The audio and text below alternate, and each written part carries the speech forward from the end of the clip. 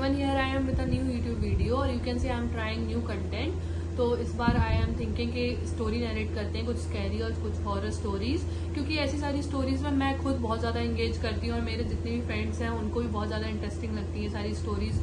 कई बारी मैं उनको ये सारी स्टोरीज बता रही होती हूँ तो वो ऐसे बोलते हैं और स्टोरीज हो तो प्लीज़ शेयर करो या मेरे को बताओ, बहुत टाइम से तुमने कोई नई स्टोरी नहीं बताई। तो इस बार मैं सोच रही हूँ कि एक हॉरर और एक स्कैरी, इतना भी नहीं है बट हाँ मेरे साथ जो इंसिडेंट हुआ है वो मैं शेयर करती हूँ। स्टोरी में आप लोग एंगेज करते हो और मेरे को अच्छा खासा लगता है कि आप लोगों को पसंद आ रहा है कंटेंट, तो मैं और भी सारे पार्ट्स इसके लेके आऊंगी। तो पहले चलो शुरू करते हैं स्टोरी नरेट करना। I am from a very small town, तो मैं एक बहुत छोटी सी जगह से हूँ और अभी वहाँ आप कह सकते हो एक सेमी अर्बन एरिया हो गया है वो, बट आज के 10 साल पहले या फिर 7-8 साल पहले भी इतना ज़्यादा वहाँ कुछ डेवलपमेंट नहीं था।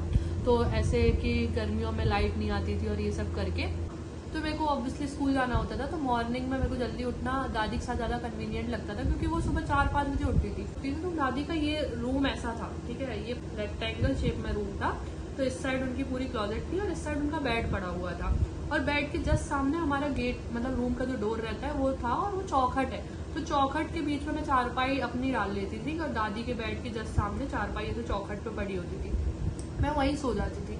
तो एक बारी क्या हुआ कि ऐसे रात के 12 बजे होंगे और मैं सोई हुई थी, मैं बहुत ज़्यादा गहरी नींद में थी, तो मेरे को तो पता भी नहीं है ऐसा कुछ हुआ है, बट मेरे को ऐसे पापा ने बोला है तो ऑब्वियसली ऐसा कुछ हुआ ही होगा।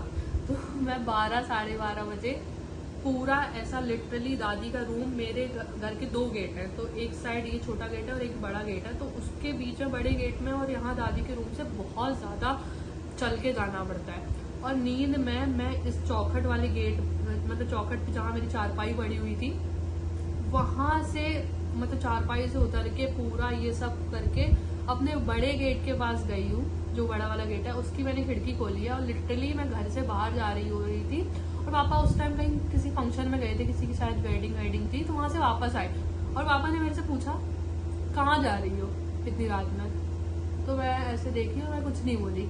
फिर से पापा ने पूछा कहाँ जा रही हूँ, तो क्या मैं कह रही हूँ दीदी के पास, जबकि मैं और मेरा भाई हम 2 ही सिबलिंग्स हैं और मतलब मेरी कोई दीदी वीदी नहीं है। आई साइड दीदी के पास। पापा क्या दीदी के पास, कौन सी दीदी के पास? तो मैं कह रही हूँ दीदी बुला रही है, ठीक है।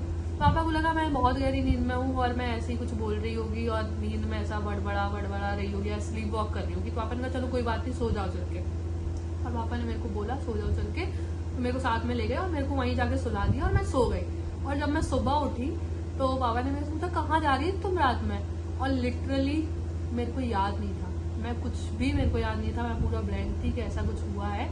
और सेम चीज कुछ 6-7 दिन बाद फिर से ऐसे हुई कि लाइट नहीं आती थी। तो एक दिन क्या हुआ कि मैं और पापा छत पे सोए हुए थे और मम्मी शायद नानी के घर गई हुई थी, तो मैं और पापा छत पे सोए हुए थे। तो हम इधर सोए हैं और यहाँ पापा है और यहाँ मैं सोई हूँ, ये पापा सो रहे हैं, मैं सो रही हूँ और यहाँ हमारे छत की बाउंड्री है, मतलब जो रेलिंग है वो लगी हुई है। तो मैं नींद में ऐसे उठ के जा रही हूँ और पापा के पैर लग गया, मैं चल के जा रही हूँ, पापा के पैर लग गया और मैं रेलिंग के पास जाके खड़ी हो गई और पापा के पैर लगा तो पापा की एकदम से नींद हुई। पापा ने देखा मैं रेलिंग के पास खड़ी हुई हूँ।